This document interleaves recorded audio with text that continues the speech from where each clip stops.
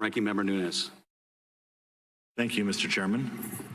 Welcome, everyone, to the last gasp of the Russia collusion conspiracy theory. As Democrats continue to foist this spectacle on the American people, as well as you, Mr. Mueller, the American people may recall the media first began spreading this conspiracy theory in the spring of 2016, when Fusion GPS, funded by the DNC and the Hillary Clinton campaign, started developing the Steele dossier, a collection of outlandish accusations that Trump and his associates were Russian agents. Fusion GPS, Steele, and other Confederates fed these absurdities to naive or partisan reporters and to top officials in numerous government agencies, including the FBI, the Department of Justice, and the State Department. Among other things, the FBI used dossier allegations to obtain a warrant to spy on the Trump campaign.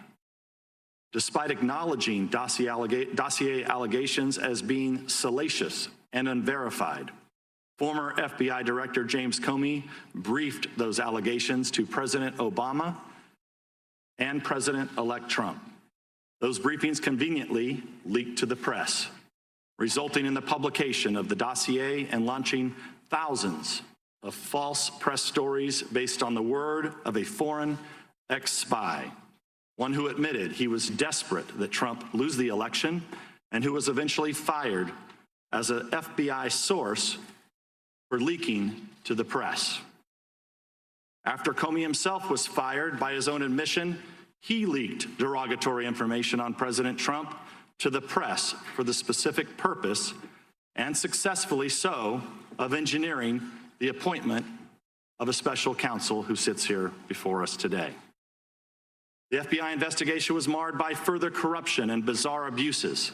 Top DOJ official Bruce Orr, whose own wife worked on Fusion GPS's anti-Trump operation, fed Steele's information to the FBI even after the FBI fired Steele.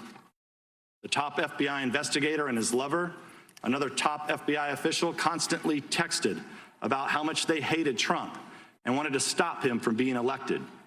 And the entire investigation was opened based not on Five Eyes intelligence, but on a tip from a foreign politician about a conversation involving Joseph Mifsud.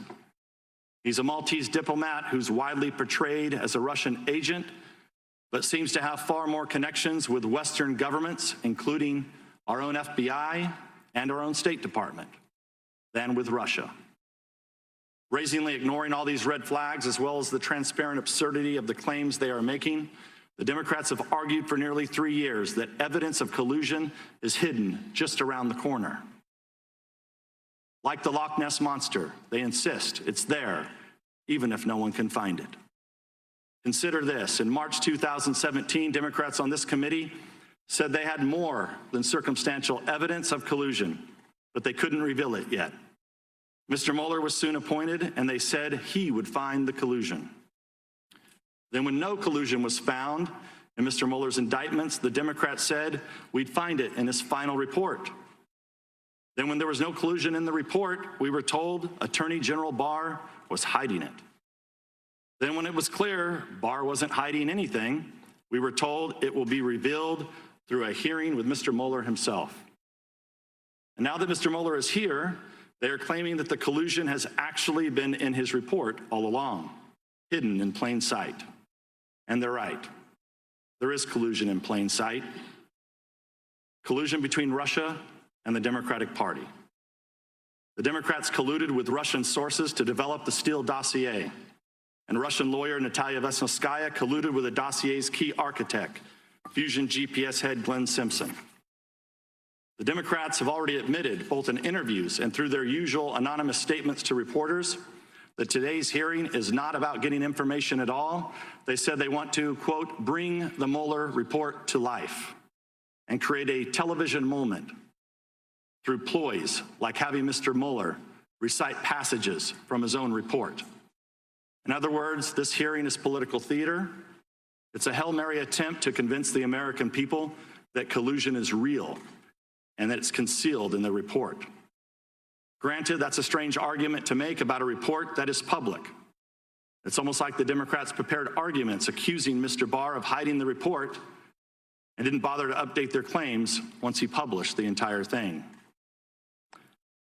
Among congressional Democrats, the Russia investigation was never about finding the truth. It's always been a simple media operation. By their own accounts, this operation continues in this room today.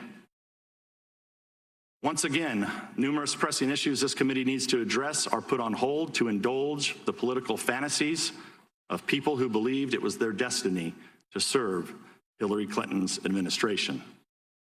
It's time for the curtain to close on the Russia hoax. The conspiracy theory is dead. At some point, I would argue, we're going to have to get back to work. Until then, I yield back the balance of my time.